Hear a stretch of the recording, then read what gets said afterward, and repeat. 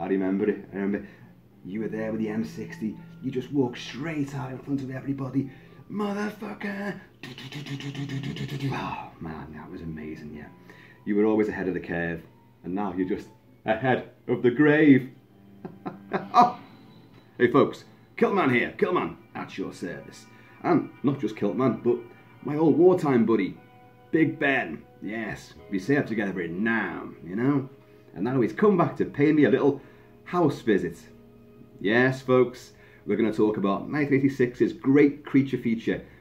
Animatronics, in-camera, bloody trickery, no CGI, pure, camp, ghoulish, sort of stepping stone for kids to get into the genre because it's scary but it ain't that scary. It's got gore but it's not that nasty. You know, it's a nice sort of ushering in to the world of the undead and interdimensional portals and stuff like that. Yeah. House from 1986. Wonderful, wonderful movie. It is one of those delirious entries in that little subgenre called horror comedy. Yeah. All too often that doesn't work out so well. But when it does work, and in this case it does exceedingly well, it provides a whole new sort of category where you can get away with absolute murder, literally. You can break the fourth wall, you can break your own believability bubbles and all that, and anything goes. And in this house, which horror novelist and Vietnam veteran Roger Cobb, played by the great William Katt, he inherits the house from his aunt who has committed suicide, and although he is a successful horror writer, his next book he's struggling with, and the problem with that is his next book isn't a horror story, it's his autobiography. It's about his times in Vietnam and the horrific tragedy which has been haunting him ever since. But Roger Cobb moves into the house that his auntie hung herself in, and he's already got some demons of it since the war. He and his wife, Cindy, played by the gorgeous Kay Lenz, they lost their son Jimmy, their young son Jimmy, only a couple of years before, in the swimming pool at the back of the aunt's house. He was struggling in the pool. Roger leaps in to save him, but the kid's not there. Where's the kid gone? I don't know. Maybe you do. He knows more than he's letting on, believe me. So, big disappearance, big mystery, and it splits the two of them up. They're still clearly in love. She's a soap opera star, so she's still working. He's trying to get this book off the ground. He's struggling, he's got writer's block, and clearly he has PTSD as well. A topic which was not discussed in the 80s. It was really not given much credence, certainly in filmic terms, and yet the films were out there. Things like Coming Home, The Deer Hunter, obviously First Blood and the whole Rambo saga, but it's still, they were ushered into other sort of categories and brackets, action, adventure, you know, drama, I don't know. But they were dealing with the harrowing effects of, you know, post-traumatic stress. Anyway, Roger Cobb clearly has this. Each time he sits down to try to write, his memories come flooding back, and we see in flashback he and his platoon and Big Ben, his buddy, all 6'8" of him, played by Richard Moll, the great Richard Moll, the sorcerer in The Sword and the Sorcerer. He was in Night Court, he's been in many, many things as well. Always plays a heavy, and he's a really sweetly spoken guy. Anyway, we're getting ahead of ourselves, which is what we tend to do. That's why he got shot to bits. You got it 2 ahead of the rest of us. Never learned, did he? Anyway, no sooner as he moved in, then all sorts of things start going wrong. Supernatural phenomena.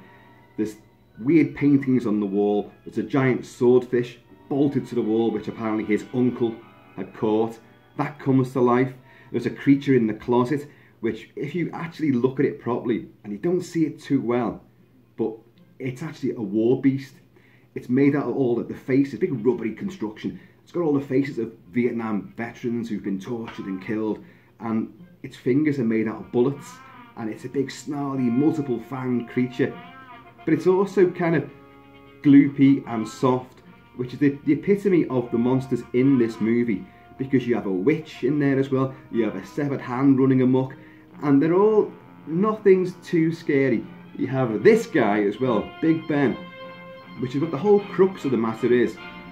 Roger will discover that his auntie wasn't really completely crazy. she knew the house had secrets.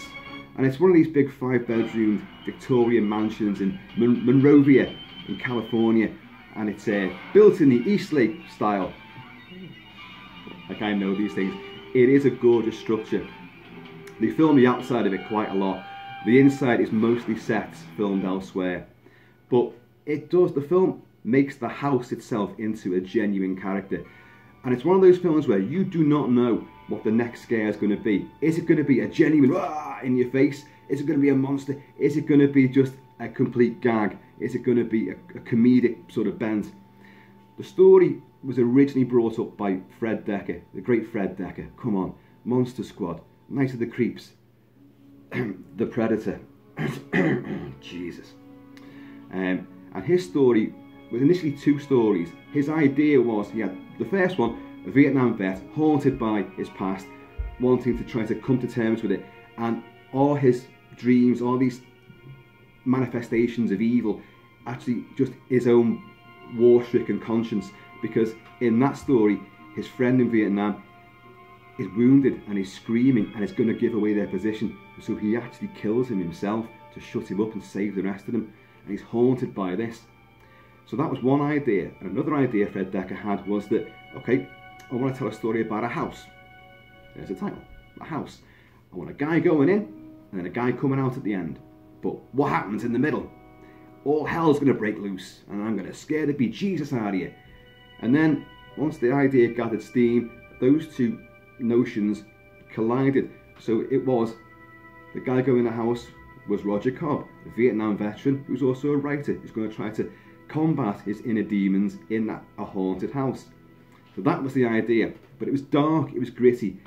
And then what happened? Ethan Wiley, who is the screenwriter of the finished movie, and Sean S. Cunningham and Steve Miner. Sean S. Cunningham from Last House on the Left, and of course Friday the 13th, and Steve Miner from Friday the 13th. And these guys, together with Ethan Wiley, took that Fred Dekker's idea and completely brought this huge comedy element into it, where it's almost like it's a caper, it's a farce situation, where almost like a Cary Grant scenario, where he's a lovable guy, Roger Cobb, but everything that happens to him, he's got to try and dig his way out of it. Everything that happens seems to incriminate him all the more. All these crazy scenarios, how will he get through it? And therein lies the beauty of it. William Katt is a great and very underestimated, undervalued, unappreciated, that's the word I'm looking for, actor. And his comic timing is superb. You've got George Wendt, Norm from Cheers, come on now, as his nosy neighbour, who also happens to be his #1 fan. You know, how is it every horror writer has a #1 fan? I was lucky when I was writing horror stories, I had 1 fan. But they were my #1 fan. And that was just me. Anyway. So Harold keeps sticking his nose in, but really he does care, because he's got a soft spot for Roger. He understands, he's grieving, you know, he's lost his aunt. And there's one of the great moments where he introduces himself, "Hi neighbour," and he comes over and he goes, "Oh, so you're moving into the place that the previous owner, crazy old bat. I wouldn't be surprised if someone had just got fed up and offed her." He goes, "That was my aunt." He goes, "Heart of gold though, yeah, real salt of the air." it's brilliantly done. You'd expect that from George Wendt, but as the film progresses, it's actually William Katt who is the funnier and provides some of the best comic timing, and he begins to overshadow George Wendt. But the 2 do make a great little comedy double act in amidst all this crazy creature carnage and chaos. But like I say, this is the score from Henry Manfredini, who also worked on Friday the 13th and created the me, ka, ka, ka, you know, the famous soundtrack for Jason Voorhees. And his mum, of course. And it's his playful score which helps keep a very buoyant note of what's going to happen next. Is the next jump going to be one of just comedy, or is it going to be a genuine creature coming at you? And it works so well. The darker elements, I mean, you have got swearing in the rather fake looking and yet still lovely Vietnam jungle set, which was actually down the road from where they filmed in the house, and it was right next door to the sets for the inside of the house, the interior. So they just flipped from one to the other quite literally. You got some action there and some stereotypical grunts and lots of talk of Charlie and Walking Point and like, motherfucker!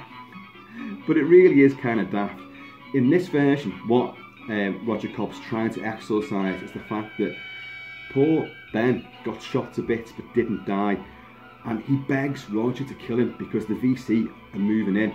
Kill me, Roger, kill me, you know, but I can't do it, and he can't do it. And then gunfire strafes the jungle and Roger manages to get away, but he manages to see the VC capture his friend and drag him off. And of course, when it all transpires, you know, Big Ben didn't die that easily. They tortured him for months, Roger, you know. And now I'm going to torture you. And the whole thing, of course, dovetails around the missing son. The house itself is haunted. The auntie knew that. She painted pictures which give these beautiful, really abstract, surrealist, nightmarish visions are all over the walls, and they're really striking, but they give clues as to what is going on in the house. That behind the bathroom mirror is a doorway to another dimension, which by some kind of Lovecraftian geometry links the swimming pool outside to the Vietnam jungle. But it doesn't matter. Fred Dekker, his idea was kind of steadfast. Was it in the mind or what? But Ethan Wiley and Cunningham and Miner's version really brings in this whole Twilight Zone, Outer Limits sort of, you know, anything goes, anything's possible. The house is sitting on these multiple dimensions, and you can go anywhere, anything could come through, you know, hence the monster in the closet, and these little gremlin demon things as well, which come running around and cause havoc. But as I say, so the son's gone missing because in his vengeance, he took the son. So the son is actually languishing in a little bamboo cage in this weird Vietnam dimension. And Roger's going to have to go and rescue him from there and bring him back, and then confronts, literally, the demons of his past, literally face to face, with machine gun, knife, hand grenade, and it's great. A fabulous tour de force finale of ridiculous one-liners from him. Roger, you hit like a girl. You can do better than that, come on. Oh, come back from the grave and run out of ammunition.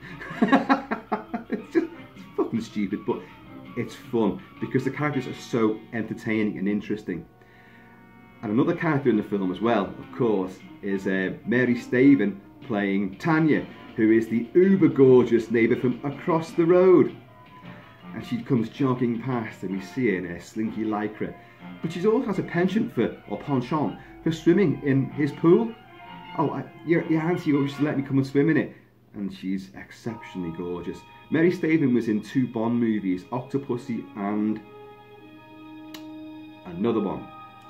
I've forgotten the other one. A View to a Kill? I don't know. But she was also in 2 Adamant videos. Yes, Adamant, he didn't half get the ladies. He even got Caroline Munro in his video for the song Strip. No. It was Mary Staven in Strip and in Ant Rap alongside Lulu. But Caroline Munro was in Goody Two Shoes. Yeah. You could have helped me out there, couldn't you? You know, you're playing mind tricks on me. Like we're back in the bush again, you know, Walking Point together. But yeah, so you've also got this witch, which first appears as his wife. Now he's got a shotgun ready to try and kill the thing in the closet, and because that swordfish on the wall has come to life and begun shrieking at him, he's blown a bloody big hole in that as well, you know. So and then puts a towel over the hole, which looks even more bizarre when people come round, as people do. Because then his wife suddenly appears. What are you doing there? And he drops some cartridges from the shotgun, and as they roll on the table, I'll get it for you. As if that wasn't odd enough, your estranged husband's got a shotgun and is dressed in military fatigues in this lovely Victorian mansion, as you do. Then again, I often strut around here in military fatigues in Kilt Mansion. Nothing strange about that though, is there? Often talking to severed heads as well. But that's just the way I am. And she reaches for this shotgun shell, but when she comes up, she's this big rubbery grotesque witch, which he then blows away. And then of course oh no, it's my wife. And you get oh shit, on the front doorstep in broad daylight. Harold next door has heard the shotgun blast, and he looks down his window, but he can't see what he's looking at. He can't see the body. Of course, then calls the police. Roger has to get the body, hide it under the stairs, and then these two cops show up, guns on him, and he's just sitting there on the step in combat fatigues, cleaning his shotgun. He claims, oh, it discharged itself. I didn't know there was a cartridge in there. And then you get one of these Cary Grant scenarios where he's got to try and keep his cool while all hell is breaking loose around him. Like, there's a body under the stairs. One of the cops, by the way, is a fella called Alan Autry, who was in Southern Comfort. He played the coach in Walter Hill's great Vietnam allegory, Southern Comfort. Alan Autry then went on to become mayor of Fresno. Funny, a lot of these stars went on to a world of politics, you know. Anyway. But so you got these situations where it's quite obvious he's hiding something, and he's freaking out, you know. But the cops just don't seem to notice this. But it's part of that great little charm that really works so well in this movie. We know that Roger knows something that these guys don't know, but they can see it, and he can see it in his eyes, and he's trying not to give anything away, and it's great. But of course, that witch, the cops do leave, and the witch comes back to life again, so he's got to combat the witch all over again. Now, we've had a sequence of all the garden implements coming to life: shears, hatchet, knives, secateurs, and they chased him into the house. And luckily, he remembers where they are, and he opens the bathroom door, and they all come out, and whoosh, she gets chopped to bits, which is handy when it comes to burying this thing in the back garden. But then you get another one of these situations where he's got a body in all these bin bags. He's dressed in combat fatigues. It's a sunny day, and he's digging holes all over the garden. And then that's when he discovers that, you know, the gorgeous Tanya goes swimming in his swimming pool, and he's like, and a hand comes to life and begins to crawl up the bag, and he's hitting this hand, and she's just standing there toweling herself off right in front of him, and he's hoping she doesn't see it. So you've got to start thinking, is all this really actually happening, or is it just in his own head? So you've got this whole conundrum as well, this cerebral psychological vortex, and which the house obviously is the literal manifestation of. And then of course she's teasing him, Tanya. She's teasing him, and he clearly fancies her. Who the hell wouldn't? And she goes, you know, I can always tell when a man wants to work and when a man wants to play. And like, she comes around later on that night, because he buries all his body bits, and during the night time, Harold's dog keeps breaking into the property, and it's dug up the bloody hand. It's got the hand in its mouth, and the hand's still alive. Roger tries to chase it. The fucking dog takes off down the street.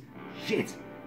And then just a bit later on, doorbell rings. He opens the door, and there's Tanya, and she's all dolled up like, "Hi Roger, remember I said I could tell when a man wants to play?" And he's like, yeah, I could do with playing right now.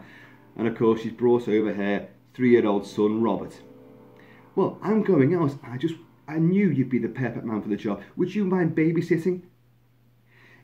In a film of monsters and tortured Vietnam veterans, grizzled corpses coming back from the grave, deep psychological traumas, suicide, you have a scenario now where a woman he's only just met brings her 3-year-old son over and says, "Here's his stuff, look after it, I'll be back later, ta-ra."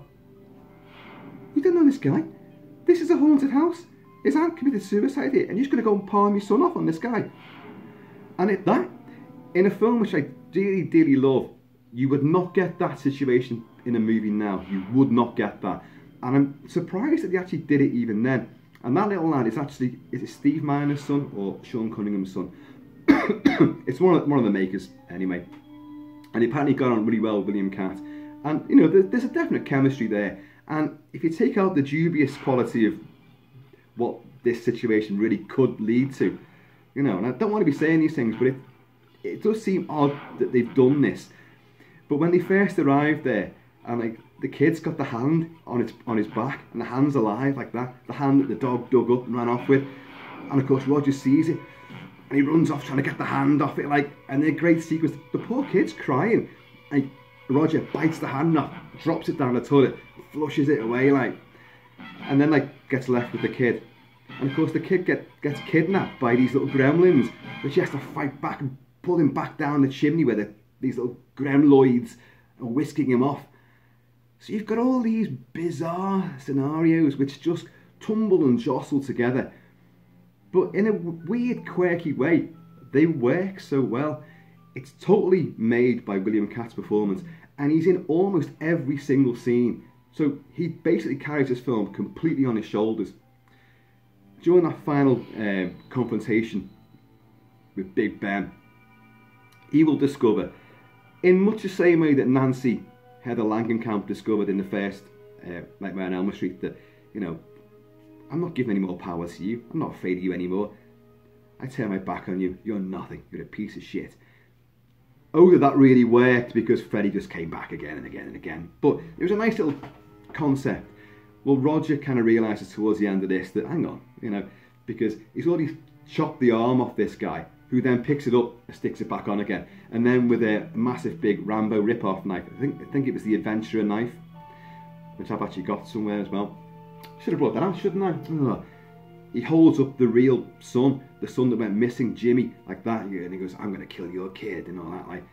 And Roger just goes, do what you want, I'm not afraid of you anymore, I take back all the energy I ever gave you. And then gets the kid back, puts a hand grenade into him, and Big Ben's like, and in a great bodily disintegration, which if you watch it in slow motion, you can see bits and chunks going everywhere.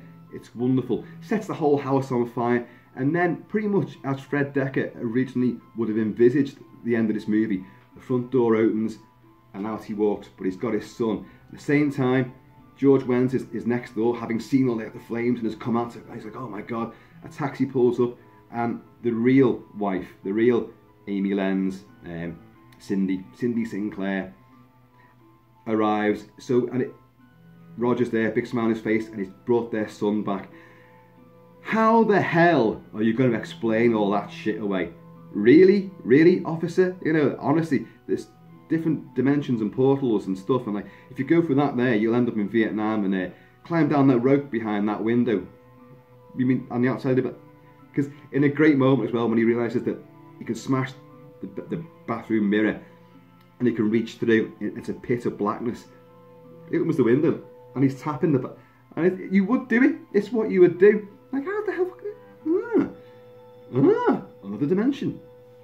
In that sequence as well, when he climbs down, because he realises that one of the paintings has been slightly obscured, and when he takes the cover off the top of the painting, you can see, I said there was clues in all the paintings on the walls, you can see a picture of his son in the mirror. So that's when he realises, right, he's in there somewhere, I've got to get him out. And he climbs down into this vast pit of blackness, a bit like The Keep, Michael Mann's The Keep, when he finally pries out that last silver crucifix, and then you look into this huge gaping chasm of infinite blackness, awakening Molosar, the demon that's been imprisoned down there. That's another story, of course. And it's always these things from the past coming back to get us, isn't it, you know? And while he's climbing down this thing, a very Evil Dead 2 style deadite, a big skull dingbat thing, comes flying at him, got bat wings and a big skull face, and he's got a shotgun, but it takes a shotgun off him and spins it round and blows the fucking rope apart, sending him down into this lagoon in Vietnam. And it's all this, you know, interconnectivity, which, again, it keeps you on your toes. It is literally a film where anything can happen. And whether it makes sense or not, it's a film where it can break its own realm of logic. It can do that, and it doesn't really destroy anything. You're prepared to buy into it all. The minute things start kicking off in that house, you know all bets are off. Any door could lead anywhere. Anything could come out that window, that closet, from behind that chair. You know, the Severdowns with a life of their own. Dingbat monsters, a gun Vietnam vet monster thing, and him, and missing kids. It's wonderful, absolutely wonderful film. It of course would spawn a franchise, House 2, which Ethan Wiley, the screenwriter for this film, would take over and direct. I think he screenwrote that one as well. Now, I'll discuss that at a later time. That is a different film again. And then you get House 3. Now, House 3 actually isn't even a house movie, starring the great Brian James and Lance Henriksen. Come on now. And that is a really, really nasty film. That's a very gory, very extreme movie, and I love it to bits. But it got titled House 3. And then you get House 4, The Repossession, which brings back William Katt. Sadly, it's not a good film at all, and you know, if I do proceed along the franchise, and you know me, I always say, oh, I'm going to explore this franchise, I'm going to do all the sequels to this, and that's the last you ever fucking hear of it. I really do want to watch House 2 again and report back on that, and then House 3. House 4, I mean, okay, it just takes one of you to say, please, will you do all the movies in it, and then I'll do it, because you know what I'm like, I'll do pretty much whatever you say. Did I just say that? Did I just say that, like, live on this? So now they all know what a fool I can be. What's that you saying? Yeah, I'm sorry I left you. I'm sorry. What? I know you're not going to get my ass out the fire this time. I know. You're going to put my ass in the fire. Oh, charming. Gotta let you in. Cheers, folks. Cheers, man. So, folks, House from 1986.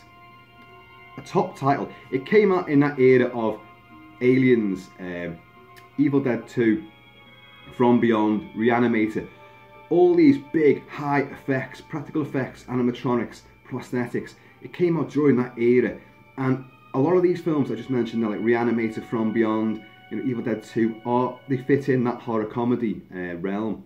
House is a lot more juvenile than that, and yet it does have these darker elements. Okay, about leaving a child with a strange man, that they weren't thinking that one through, but it does make for some great little set pieces as well, and tension and suspense, all with a little twinkle in its eye. You know nothing's too severe in this movie. But that said, William Katt, great actor. There's some moments, and they're just small, because they don't want this to get too emotional. They want it enough to make you care about him, enough to make you understand he's gone through trauma. But when he's writing and he's remembering the events in Vietnam, especially what's about to happen to him, and you do see him, he's writing, and then tears come down his face. He's like that.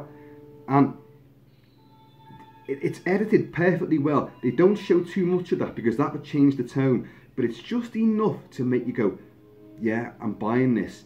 He genuinely is traumatized, and he has got real feelings and emotions. He's a three-dimensional character. And then you get the comedy elements, which really work. I mean, when he gets George Wendt into, and he puts goggles on him, prepares him, I'm going to open his closet door because I know I told you there was a monster in there, but really it's just it's a raccoon, a great big raccoon. What? The size of a Saint Bernard. And you say, Cujo the raccoon.